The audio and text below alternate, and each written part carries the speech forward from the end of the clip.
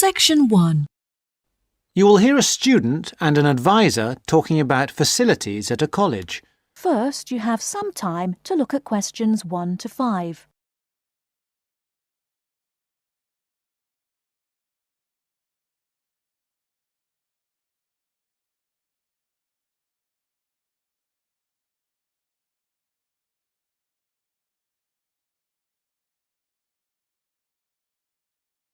Now we shall begin. You should answer the questions as you listen, because you will not hear the recording a second time. Listen carefully and answer questions 1 to 5.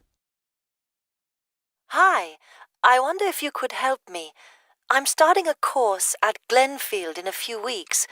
I was just a bit worried about what facilities there will be and what I'll have to do. I'm especially interested in health and welfare stuff. Certainly. We normally send out a copy of our leaflet, Staying Healthy at Glenfield. I'm not sure why you haven't had it. Well, could you answer a few questions for me? Firstly, I'm wondering about how I get a doctor when I arrive. Well, you can register with the University Health Centre on North Campus. And do I have to pay for that? Not to register, but if you have to get medicines, there's a prescription charge of £6.50. Okay. Well, I'm not planning to get ill. That's only going to arise if I have any problems.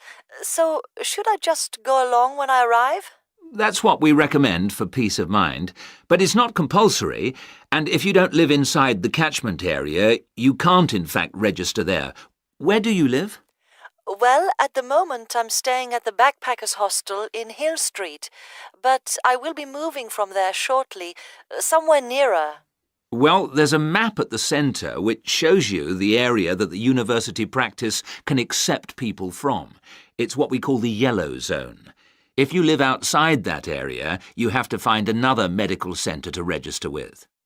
It sounds like I'll only qualify after I move. I think you might be right. Then, in addition to the health centre, there's a free counselling service for all students situated on the North Campus. You don't have to register. They also have drop-in sessions. I say it's free, but that's only for up to 8 sessions. Beyond that, they normally refer people elsewhere. Sounds serious. Well, it's not just for big problems. People go there for advice on housing, workload, whatever, really. They can even arrange financial help. Is it confidential? Absolutely. Then again, a lot of students prefer to phone the Nightline service, which is run from an office on the central campus. They don't really encourage people to drop in. I see. So it's basically a free phone line. The number, if you want to make a note, is 0900 762 5913. I'll say it again. 0900 762 5913. Fine. Well, I hope I won't need any of these. What I will want is access to some gym facilities. Right. Well, you'll find those on the South Campus in the Sports Centre. It's great, but it's not free. You have to present your student card and pay a fee of £22 to get a pass. But that will last you for the whole year. Before you hear the rest of the conversation, you have some time to look at questions 6 to 10.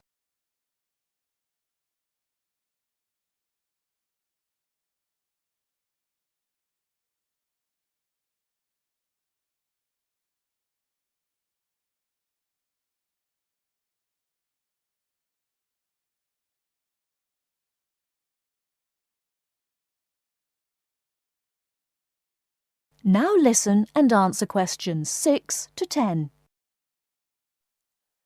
Is this information on the website?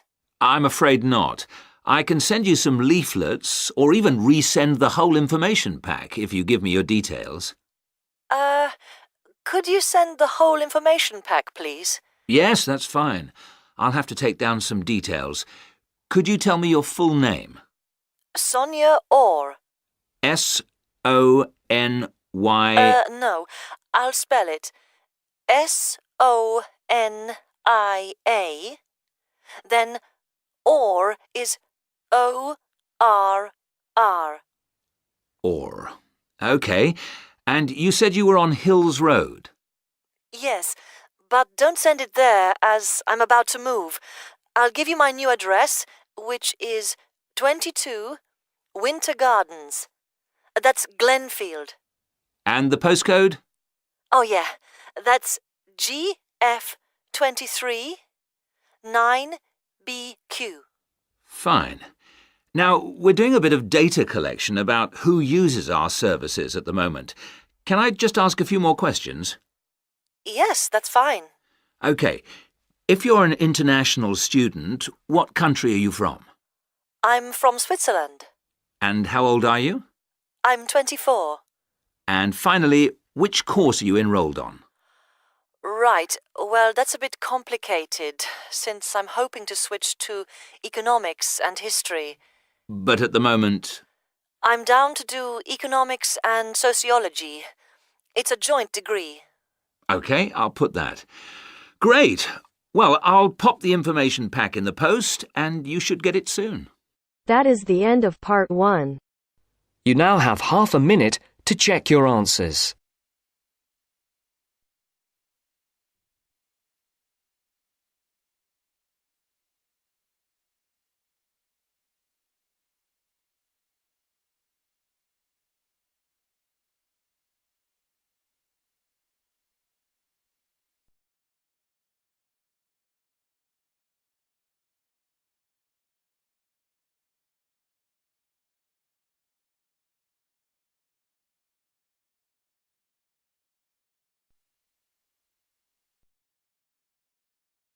Now turns to part 2.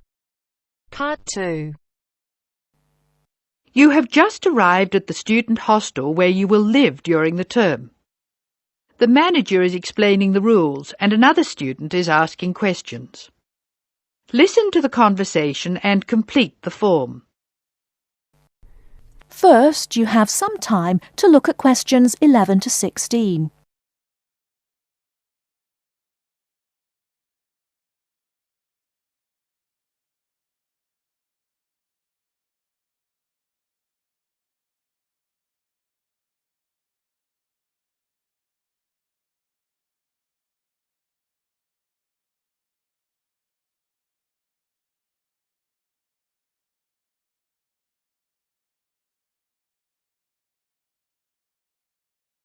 Now, listen carefully and answer questions 11 to 16.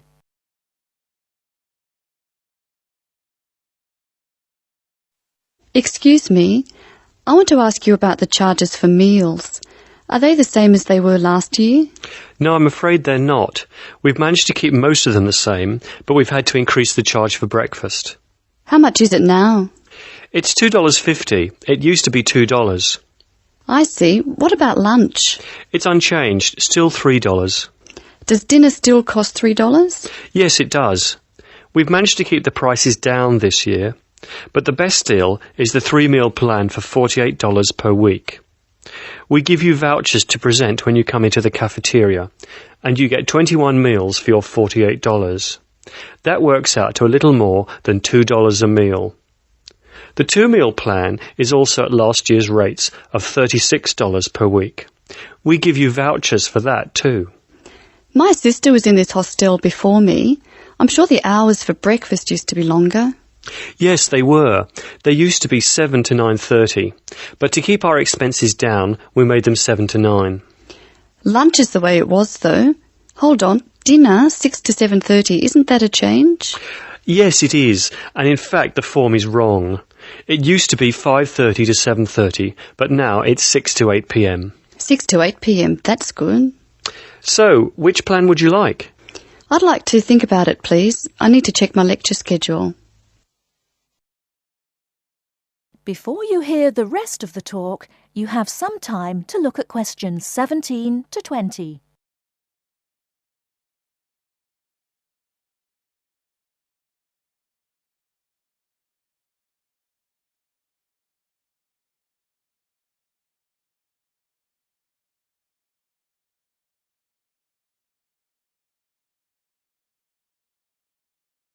Now listen and answer questions 17 to 20.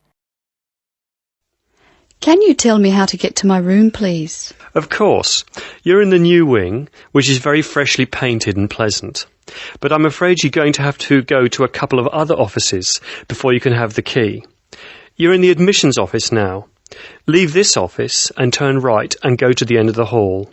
The last office is the fees office, where you can pay the balance of your room deposit. They'll give you a receipt. OK. After you've been to the fees office, come back past admissions. You'll see a very large room at the northwestern corner of the building. You can't miss it. That's the student lounge, and if you go in there, you can meet some of the other students and see who'll have a room near you. That's good. Can I get a cup of coffee there? Yes, there's a vending machine in the corner. Then go to the key room, which is opposite the lift and next to the library. Show them your receipt, and you can pick up your key there. My luggage was sent on ahead. Do you know where I should collect it? The box room is next to the women's toilet. You'll have to get the key from the key room. Thank you. That is the end of part 2. You now have half a minute to check your answers.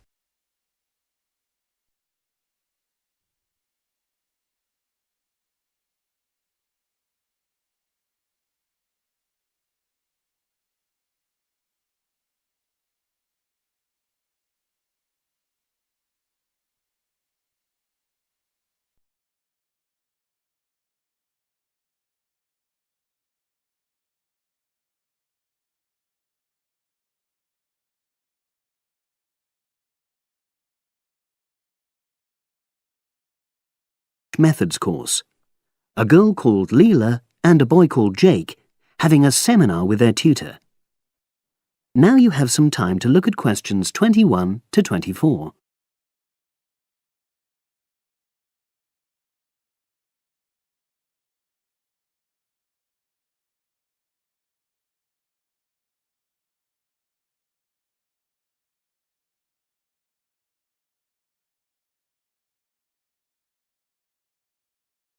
Now listen and answer questions 21 to 24. So the task I gave you both was to choose an article about a small-scale research project. Yes. You were then required to try to reproduce the research procedures in your own context, i.e. try it out for yourselves. Yeah, and that's what we've done. Great. So I'd like you to tell me a bit about the article and why you chose it. Well, the article's written by 2 university lecturers who had started using crosswords to help their students revise terminology for exams. And the crosswords were designed and set on computers. And we selected the article because, well, it seemed an accessible topic, even though we weren't familiar with the technique. You know, using IT to design crosswords for higher education. That's a good reason. So these lecturers wanted to see how well this innovation was received by their students. Yes. So how did you go about reproducing the research? Well, we drew up a list of terms from one of our own modules and designed a crossword for revising these terms. Then we asked our classmates to try out the crossword and give us feedback, their opinions on how they felt about using the technique. Was it easy to find participants? It wasn't easy at first, but then we convinced them that by taking part in the research, they were actually benefiting themselves by preparing for an exam, which is coming up later this term. And it worked. Good. So how did you find out what the students thought about doing the crosswords? A questionnaire. The original article used a 2-page long questionnaire. There were lots of excellent questions on it, but the whole section on difficulties using IT is now obsolete. Old-fashioned even though it had only been written a couple of years ago. So you designed a shorter version? Yeah. Then we sent it to the 40 students by email and got 28 replies. I was taken aback by the fact that everybody we talked to thought this was a good return. I mean, the responses were well written. People had taken a lot of care, but I was really disappointed with the low numbers. Yes, an important lesson to learn for an apprentice researcher. Yeah. Now you have some time to look at questions 25 to 30.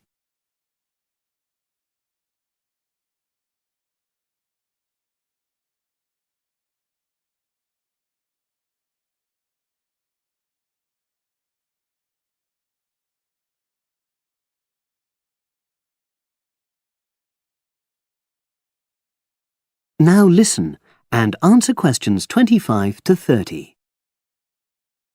So what results did you get? Well, basically, the responses were extremely positive. The students said that doing the crossword on a computer helped them really focus on the work in hand and not be distracted, which is something that commonly happens with other ways of doing revision. Yeah, that was really clear. But something that struck me was that having fun hardly featured in their responses, nor did anything to do with spelling of hard words, which I thought would be an obvious benefit. No? Okay. Respondents also said that doing the crossword hadn't really increased their general motivation to study, but that it had highlighted the gaps in their memory so they knew what further work was necessary. Right. So how did your findings tally with those of the original researchers? There were lots of similarities, but... There were probably two main differences. We found that more males than females liked the technique, whereas the original study found the reverse. Also, our respondents said they wouldn't mind doing a crossword as a final official exam, whereas in the original study, students said they would hate doing it even if it meant having a shorter test.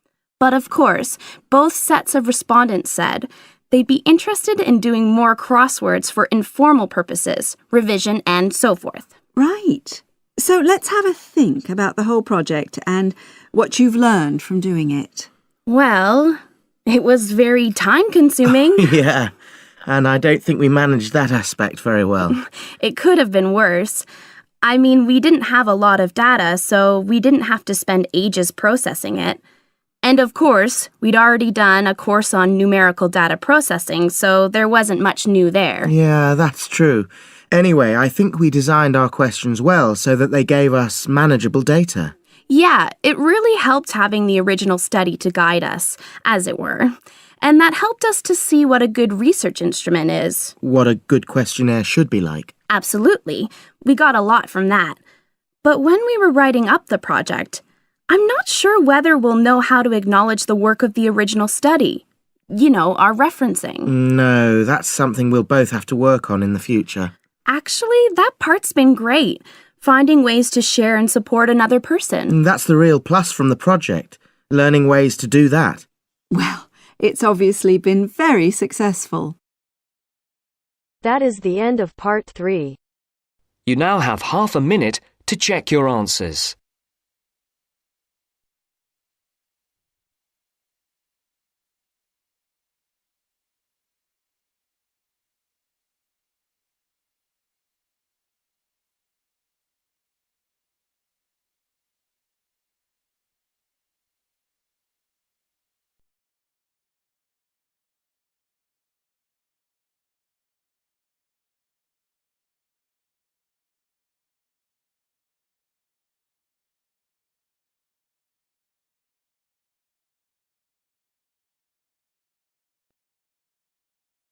Now turns to part 4.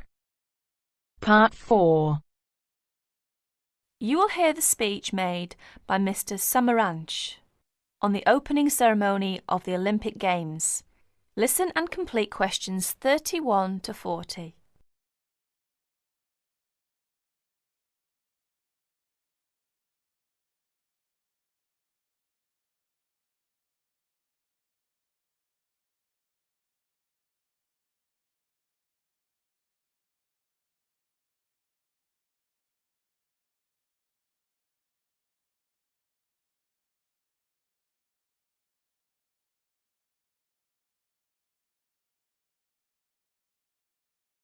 Here is the President of the International Committee, Mr. Samaranch's speech at the opening ceremony of the 26th Olympic Games. I'll read it for you.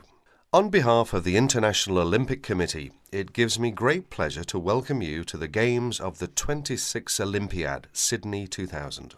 The goal of the Olympic movement is to contribute to building a peaceful and better world by educating youth through sport practice without discrimination of any kind, and in the Olympic spirit. In the spirit, nations and youth of the world come together every 4 years to celebrate the world's largest sporting festival.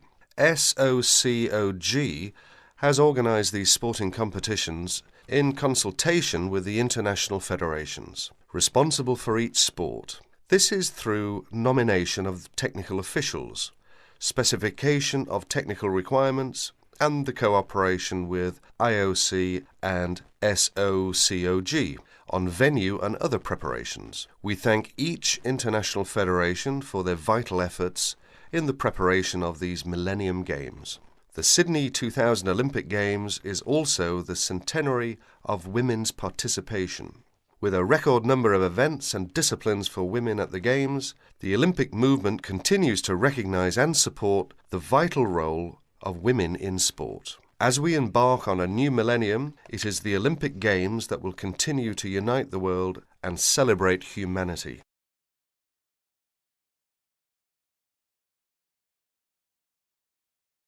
That is the end of part 4. You now have half a minute to check your answers.